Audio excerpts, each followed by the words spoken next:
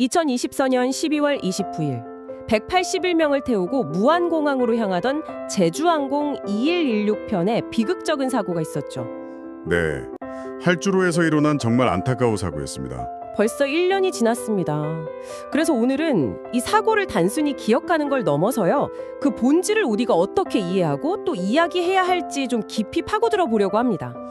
시설물 결함부터 조종사의 실수, 또 거대 기업의 책임, 그리고 남겨진 사람들의 이야기까지 네, 1년 전 그날의 진실에 한 걸음 더 다가보겠습니다. 그럼 첫 번째 바로 보죠. 살 수 있었던 사고였다. 179명을 죽음으로 몰아넣은 활주로 끝 2.26m 콘크리트 벽의 정체. 여기서 가장 가슴 아픈 단어는 살 수 있었다는 이 말이네요. 맞습니다. 항공기가 엔진 동력을 잃고 동체로 착륙하는 게 물론 끔찍한 일이지만 전원 생존한 사례도 꽤 있지 않습니까? 그럼요. 충분히 기적을 바랄 수 있는 상황이었죠. 그런데 왜 이 비행은 그런 끔찍한 참사로 이어진 걸까요? 바로 그 지점이 이 사고를 단순한 불운이 아니라 명백한 인재로 규정하게 만드는 핵심이거든요. 인재요. 네, 2116편이 버드 스트라이크로 양쪽 엔진 추력을 다 잃고 활주로에 동체 착륙을 시도했습니다. 네네. 그런데 항공기가 속도를 줄이지 못하고 활주로를 이탈했고 그 끝에 있던 무언가와 충돌하면서 기체가 그냥 산산조각이 나버린 겁니다. 그 무언가가 바로 콘크리트 벽이라는 거군요. 네, 바로 그겁니다. 아니 잠깐만요. 상식적으로 좀 이해가 안 가는데요. 활주로 끝 안전구역에는 항공기가 혹시나 오버런 하더라도 충격을 최소화하도록 연약한 지반이라던가 쉽게 부서지는 구조물을 설치해야 하는 거 아닌가요? 정확합니다. 그게 국제민간항공기구 ICAO의 규정이죠. 그런데 거기에 단단한 콘크리트 벽이 있었다고요? 네, 활주로 끝 안전구역, 리사라고 부르는데요. 여기에는 반드시 파손성 재질로 된 시설물만 설치해야 합니다. 그런데 국립과학수사연구원 분석 결과를 보니까 그곳에 있었던 건 뭐였나요? 높이 1.56m의 흙더미 위에다가 0.7m 두께의 콘크리트 상판을 올린 총 높이 2.2m짜리 거대한 둔덕이었어요. 사실상 그냥 벽이었던 거죠. 와, 정말 충격적이네요. 그런 위험천만한 구조물이 어떻게 대한민국 관문인 국제공항에 버젓이 있었던 거죠? 더 기가 막힌 사실이 있습니다. 이 구조물이 사고 1년 전인 2023년에 불법적으로 증축됐다는 거예요. 불법으로요? 네. 원래 있던 계기 착륙시설 보호대를 보강한다는 명목이었는데 규정을 완전히 무시하고 그냥 콘크리트를 들이부은 겁니다. 결국 경찰 수사 결과 이 불법 증축이랑 관리감독 소홀 책임으로 국토교통부랑 한국공항공사 관계자 등 무려 44명이 업무상 과실치사 혐의로 입건됐습니다. 그렇군요. 그러니까 시스템의 부패와 안일함이 179명을 죽음으로 몰고 갔다는 고발인 셈이네요. 네, 그렇게 볼 수 있죠. 그 끔찍한 콘크리트 벽이 결정적인 원인이었다는 건 분명해 보이는데 하지만 애초에 비행기가 왜 활주로를 이탈하는 갔는지 그 근본 원인을 파고드는 두 번째 시선으로 넘어가 보겠습니다. 네. 왜 멀쩡한 엔진을 껐나? 제주항공 216편 블랙박스 소실 직전 조종실에서 벌어진 치명적 실수. 이번엔 조종실 안으로 들어가 보는군요. 네. 사고의 시발점은 착륙 접근 중에 거대한 가창오리대와 충돌한 버드 스트라이크였습니다. 아, 새떼와의 충돌. 네. 양쪽 엔진이 다 타격을 입었고 특히 우측 2번 엔진 추력이 급격히 떨어졌죠. 조종사들은 비상 상황을 선포하고 대응에 나섰고요. 네. 하지만 중간 조사 결과 조종사들이 정말 치명적인 실수를 저지릅니다. 손상이 심했던 우측 2번 엔진이 아니라 상대적으로 정상 작동하던 좌측 1번 엔진의 연료 공급을 차단해버린 거예요. 아니 잠깐만요. 한쪽 엔진이라도 살려서 어떻게든 착륙해야 하는 그 순간에 왜 멀쩡한 엔진을 껐을까요? 베테랑 조종사들이잖아요. 믿기지가 않는데요. 이걸 이제 항공심리학에서는 놀람 효과, 영어로는 스타트 이펙트라고 부릅니다. 놀람 효과요? 네. 수만 마리 새떼랑 부딪히는 정말 상상도 못한 충격, 갑작스런 기체 진동과 굉음, 막 쉴 새 없이 울리는 수십 개 경고음, 이런 상황에 처하면 인간의 뇌가 순간적으로 마비 상태에 빠지거나 시야가 확 좁아지는 터널 비전 현상을 겪게 되거든요. 이런 극심한 스트레스 상황에서는 평소라면 절대 하지 않을 비이성적인 판단을 내릴 수가 있다는 거죠. 이게 안타깝지만 항공사고 역사에서 좀 반복된 비극이라고 하던데요. 아, 맞습니다. 비슷한 사례가 또 있었죠. 어떤 게 있었죠? 1989년에 영국 캐거스 상공에서 브리티시 미들랜드 항공기가 비슷한 상황에 처했어요. 좌측 엔진에 문제가 생겼는데 조종사들은 우측 엔진 진동으로 착각하고 멀쩡한 우측 엔진을 꺼버렸습니다. 아, 그래서요? 결국 추락해서 47분이 돌아가셨죠. 2015년 대만 트랜스아시아 항공사고도 똑같습니다.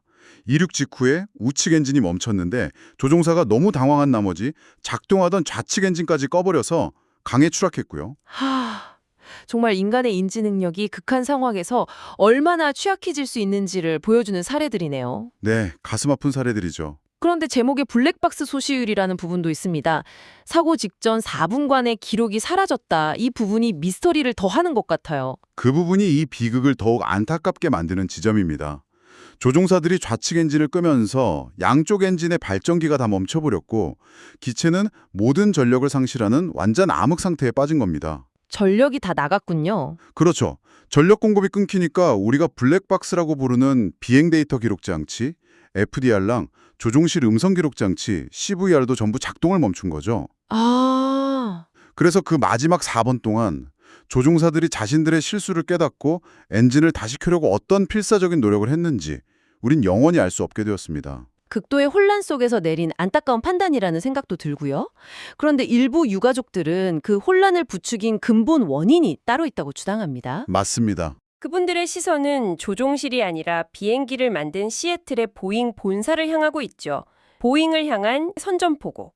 1960년대 구식 설계가 내 가족을 죽였다. 미 현지 소송 현황. 네, 현재 유가족 14가구가 미국 시애틀에서 항공기 제조사인 보잉을 상대로 대규모 소송을 진행 중입니다. 핵심 쟁점은 사고 기종인 보잉 737-800, 그러니까 737NG의 구식 설계가 조종사의 실수를 유발했다는 주장이에요. 구식 설계단이요. 737 엔진은 전 세계에서 가장 많이 팔린 베스트셀러 기종 중 하나 아닌가요? 맞습니다. 아니, 제 자동차만 해도 엔진에 문제가 생기면 계기판에 어떤 문제인지 경고등이 명확하게 뜨는데 수백 명을 태운 최신 비행기에 그런 직관적인 시스템이 없었다는 게 이게 가능한 일인가요? 바로 그 지점이 소송의 핵심입니다. 최신 항공기에는 EIKS, 그러니까 엔진 정보 및 승무원 경보 시스템이라는 게 기본으로 장착돼 있어요. EIKIS요? 네, 어떤 엔진에 어떤 문제가 생겼고 조종사는 어떤 절차를 따라야 하는지 스크린에 명확한 문자와 색깔로 딱 보여주는 아주 직관적인 시스템이죠. 하지만 737NG 기종에는 이 EIKS가 없습니다. 왜 없는 거죠?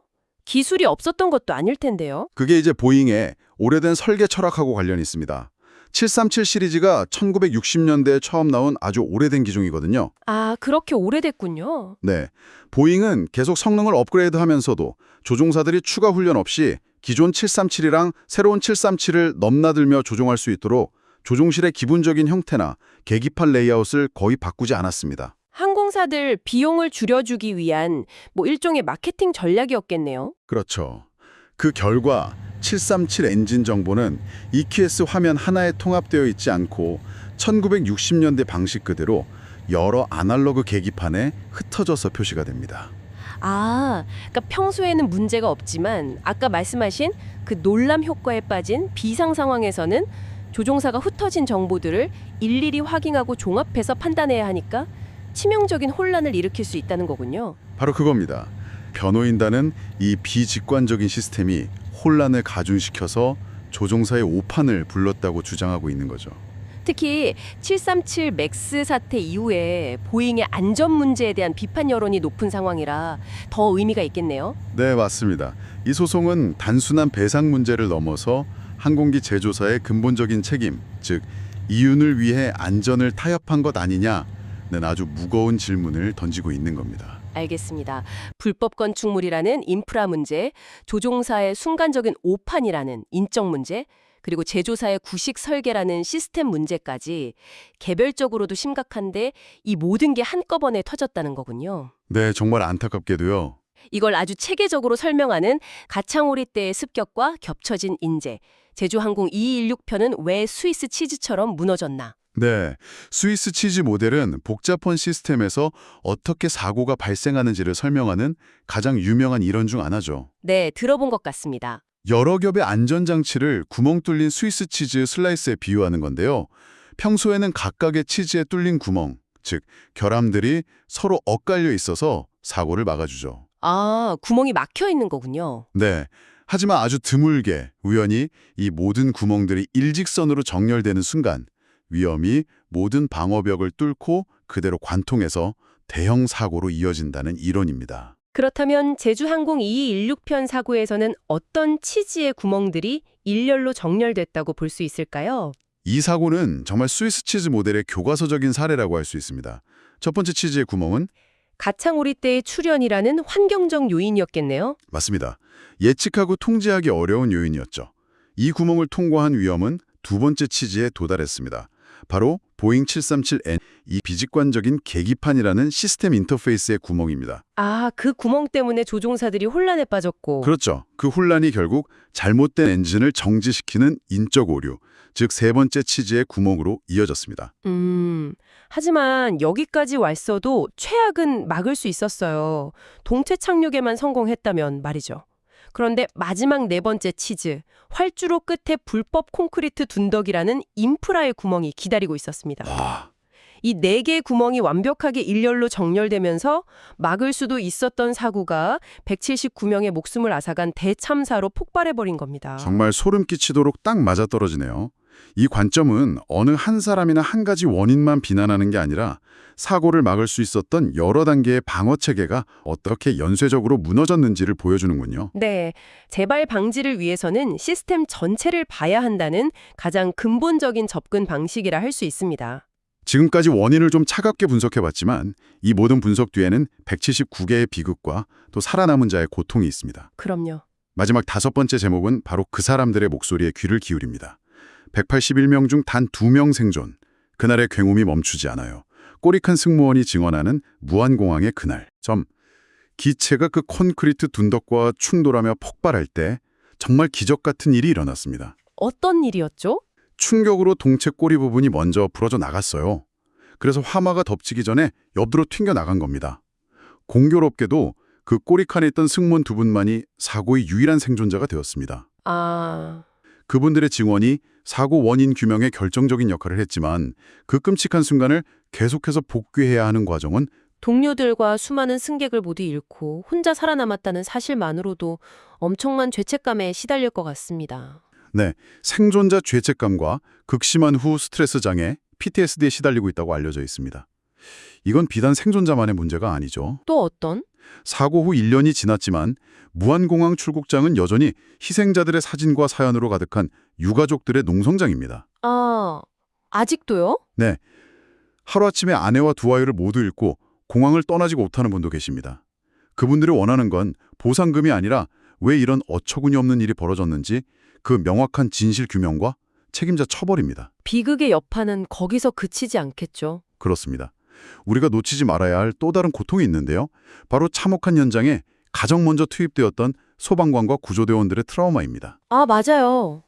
당시 현장에 투입된 1,002명 중에 약 25%가 여전히 심각한 수면장애와 PTSD를 겪고 있다는 통계도 있고요.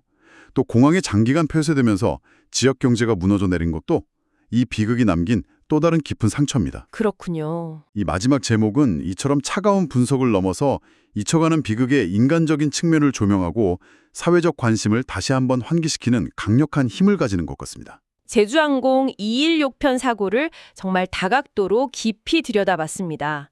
활주로 끝에 콘크리트 벽이라는 하나의 명백한 사실에서 시작해서 조종실 안에 몇 초간의 판단착오, 또 거대 항공기 제조사의 수십 년 된 설계 철학, 그리고 사회 시스템 전체의 실패와 그로 인해 무너진 수많은 사람들의 삶까지. 네. 하나의 사건이 얼마나 복잡하고 슬픈 층위를 가지고 있는지 다시금 느끼게 되네요. 여기서 우리는 마지막으로 가장 중요한 질문에 도달하게 됩니다. 스위스 치즈의 그 모든 구멍들은 왜 사고가 나기 전까지 발견되지 못하고 방치되었을까요? 국토부는 왜 그 위험천만한 불법 시설을 눈 감아 주었고, 항공사는 왜 조종사들이 극한의 놀람 효과에 빠졌을 때를 대비한 실질적인 훈련을 충분히 제공하지 못했을까요? 보잉은 또 왜 그토록 오랫동안 안전보다 관성을 우선시했을까요? 결국 모든 문제가 사고가 터지고 나서야 비로소 드러났다는 게 가장 뼈아픈 지점인 것 같습니다. 어쩌면 우리 사회 전체가 그동안 효율이나 비용, 편의라는 이름 아래 안전이라는 가장 기본적인 가치를 너무나 쉽게 외면해온 결과일지도 모릅니다. 그래서 오늘 여러분께서 한번 생각해 보셨으면 하는 것이 있습니다. 활주로 끝의 콘크리트 벽은 눈에 보이지만 혹시 우리가 속한 조직이나 우리 일상 속에는 보이지 않는 콘크리트 벽은 없을까요? 위험하다는 걸 알면서도 원래 그래왔으니까 나 하나 바꾼다고 달라지겠어? 라면서 묵인하는 잘못된 관행이나 시스템적인 허점 말입니다. 그 보이지 않는 벽을 미리 발견하고 함께 허무는 것, 그것이야말로 179명의 안타까운 희생을 헛되이 하지 않는 우리의 진정한 추모가 시작되는 지점일 겁니다. 구독, 좋아요, 알림으로 새로운 인사이트 정보를 받아보세요.